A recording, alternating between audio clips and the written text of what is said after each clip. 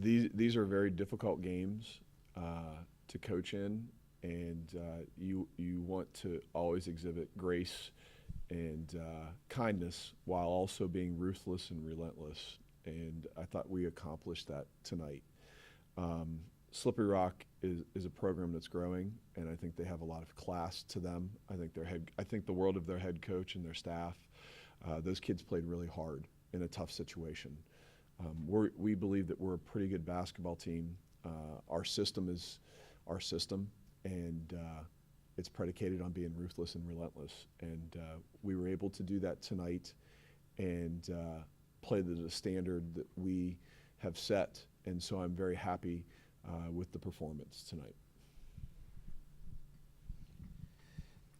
Dan, of all the players I want to start with Lex. Obviously, there's a high plus-minus, that's 47, but more so it's about her defense, the deflections that she had, the cutting off routes, the being a ball hawk in that sense. Just how important is the defensive aspect to her game, and just what did you see out of that through these first two? Well, I think you've said a lot.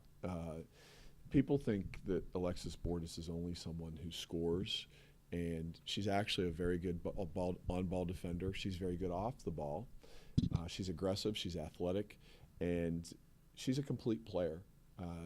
These first two games, she hasn't really kind of got on track shooting the ball. I mean, she finished with 11. She had double figures in the first game, but she really hasn't had that moment. She was 3 for 7 from the three-point line tonight. But every time Alexis Bordas shoots it, I think it's going in, and so does everybody on our team. And so that night's coming. And when that night comes, it's going to be crazy fun to watch, because she's going to have a night where she's going to make 5, 6, 8, 9 threes. And a good bit of them can be right in a row. And so I'm glad that you recognized how well that she defends, because we as a coaching staff certainly see that. And it's good to see that it's noted. Coach, your team out-rebounded Slippery Rock 26-8 tonight. Just talk about how really your team has been really quick, and with these quick kind of line shifts, how that has kind of played into that factor of being kind of the more fresh team on the courts. Everyone plays. We've got 11 kids that are healthy that play, and they all play, and you play your 2 minutes, and when you come out, you can't look in the stands for your boyfriend or your parents, and you can't take a break also. You've got about 30 seconds to get a drink of water, and then you have to dial yourself back in. And in today's day and age where the transfer portal is so prevalent, when your whole entire roster is bought in like our roster is, and they know that they're going to play important roles, it bodes well for our program long term, but also in the short term, it's a lot of fun. They love it. I love it.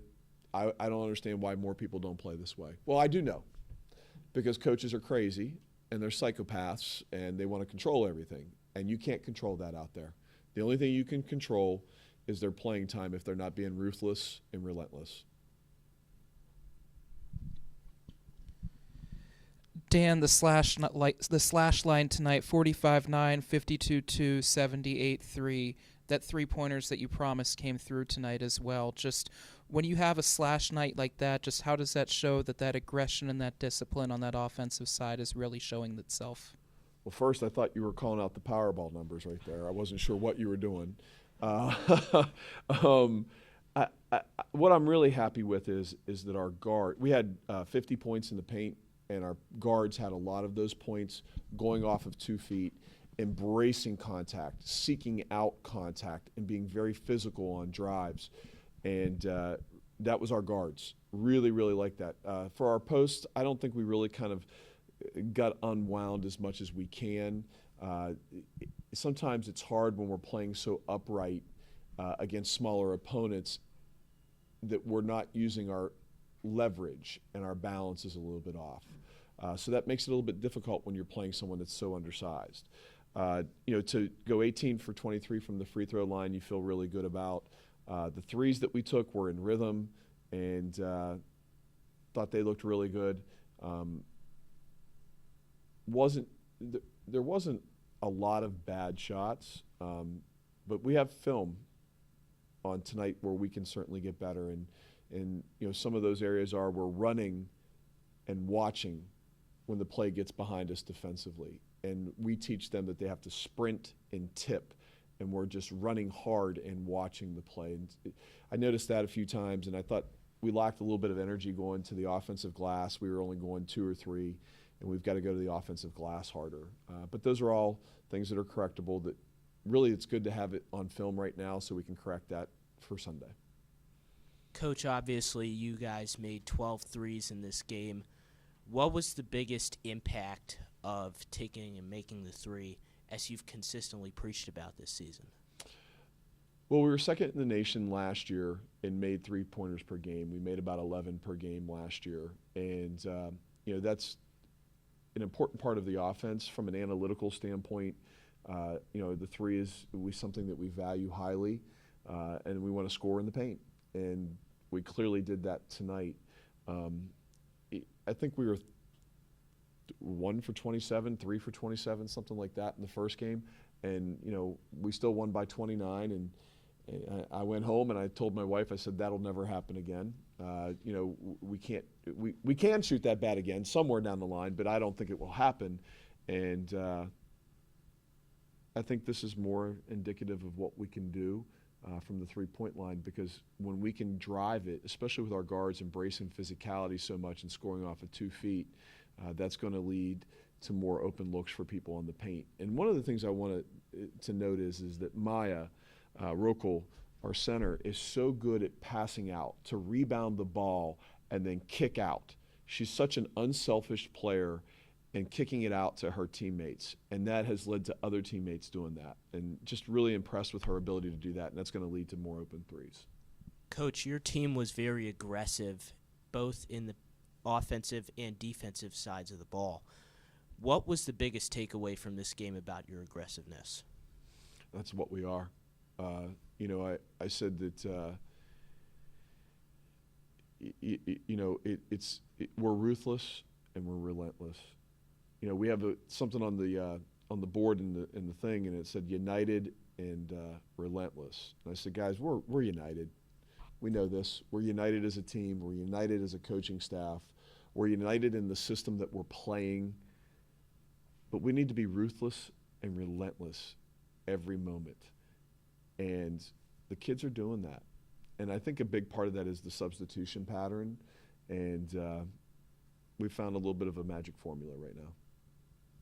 Coach, you see obviously teams nationally with 1 or 2 big-time players.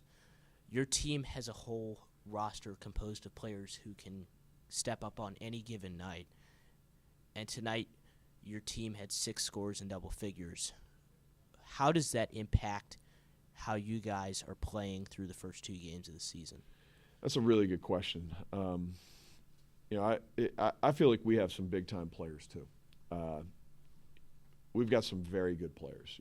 Alexis Bortis was the 3-time Gatorade Player of the Year in West Virginia, and a lot of these kids have very serious, big accolades. But they've all sacrificed to understand and play within the system that we have. And you can see the person that played the most minutes was 21 minutes and 20 seconds, and the person that played the least amount was 15 minutes. If I'm a player, I feel pretty good about that. Like, I know I'm going to play. I know I have value. I know that my role is important. And it's not just knowing your role, but it's embracing your role. And what has happened is these kids clearly, first of all, kudos to our coaching staff for really having definitive roles for our players. And then our players not only knowing what those roles are as we communicated to them, but then embracing it. And for the little bit of